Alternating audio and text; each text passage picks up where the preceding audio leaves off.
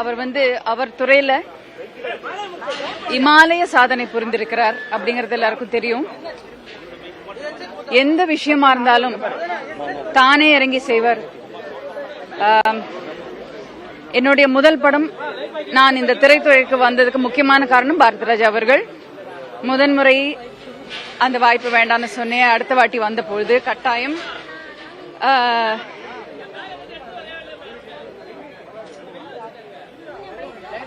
புதுநெல்லு புதுநாத்து படத்தின் போது ஒவ்வொரு சின்ன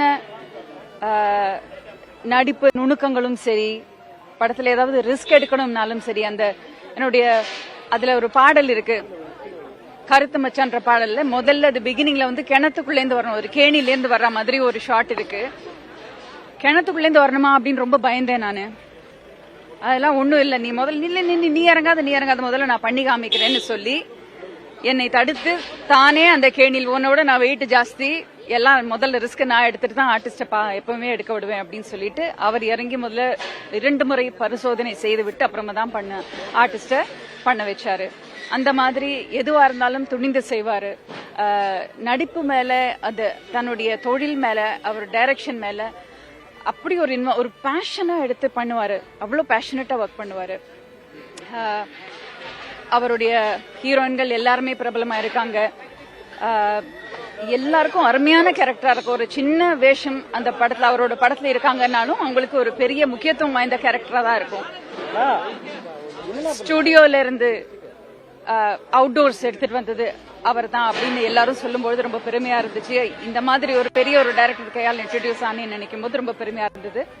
சோ புதுநெல்லு புதுநாத்துக்கு அப்புறமா நான் அப்பனும் மாத்தாளும் அவருடைய இன்னொரு சீரியல் டைரக்ட் பண்ணாரு. அப்பவும் நான் முதல் படத்துல பார்த்த மாதிரியே அதே உத்வேகத்தோடு, புத்துணர்ச்சியோடு, உற்சாகத்தோடு எல்லாருக்கும் நடிப்பு சொல்லி கொடுத்து அப்படியே பம்பரமா ஓடுவார். இந்த ஷாட்டுக்கு அங்க ஓடணும், கேமராவும் சரி, கேமரா எடுத்துக்கிட்டு ஓட சொல்லுவாரு, கூடவே ஓடுவார். அந்த மாதிரி ஒரு உழைப்பாளிய பார்க்கறது ரொம்ப ரொம்ப கஷ்டம். அவருடைய நீண்ட பயணம் வெற்றிகரமா இருந்தது.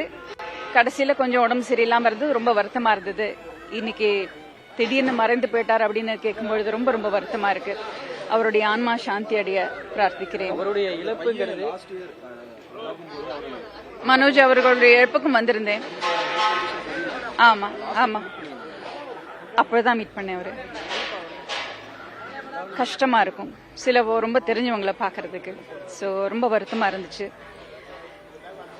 அண்ட் எஸ், புதுநெல்லு புதுநாத்துக்கு அதுக்கப்புறமா என்னுடைய ஆடியோ லான்ச், என்னுடைய அழகன் என்னுடைய ஆடியோ லான்ச்சுக்கு ரொம்ப சந்தோஷமா வந்தாரு.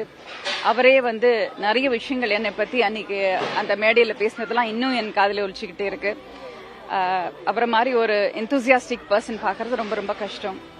அண்ட் ஜனனிக்கு அவரோட மனைவிக்கும் ஜனனிக்கும் என்னுடைய ஆழ்ந்த இரங்கல்களை தெரிவிச்சுக்கிறேன்.